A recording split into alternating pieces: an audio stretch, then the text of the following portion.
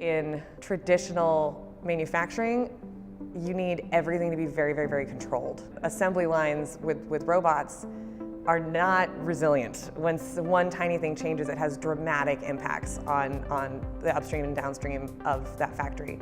And if we can come up with better tools that can just absorb that complexity for you, so if there were sensors in your facility that could detect where your robots were, if you were to relocate a robot, or if you were to relocate the object that the robot needed to interact with, if you were to change the tool on the robot, if that was something that your tools could just sort of consume passively with sensor data, then you could start doing much more complicated procedures with robots and other tools.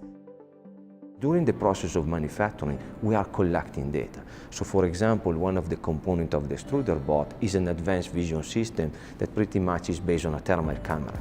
So we want to embrace the robot with an eye that cannot just look at the shape, but they can look inside. If I can look inside, I can inform the dream catcher that, look, these are the constraints, this is what I'm seeing. Okay? Although you want to follow this shape, I'm telling you that that shape is not possible. We are empowering the robot with the brain.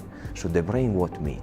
Is made of different sensors. Sensors allow the robot to collect information, and then by applying machine learning, the robot can actually process that one, and then it can do more than just move, but it can actually correct and collect knowledge that later on we can use in our platform in order to improve the value and make this part manufacturable for sure.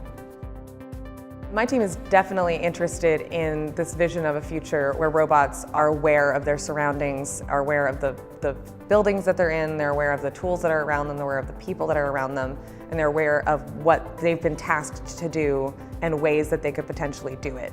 Our project with supervised high-rate metal printing is basically a MIG welder attached to a 6-axis industrial robot.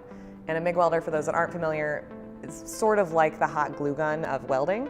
As we are building up our print, we basically ask our robot to continually assess the state of the print. So the robot is aware of the final model that it's trying to accomplish. The robot is aware of where on the print it should have finished. And then with sensors, it can measure the actual print, and it can see that, oh wait, I should have been 30 millimeters above the ground, but I'm only 28 millimeters above the ground. If I continue and go up from 30, I'm gonna miss my weld. Because of that, we've been able to produce very large and complicated objects in a single attempt, because anytime something does go wrong in the print, and we were able to successfully resume the print,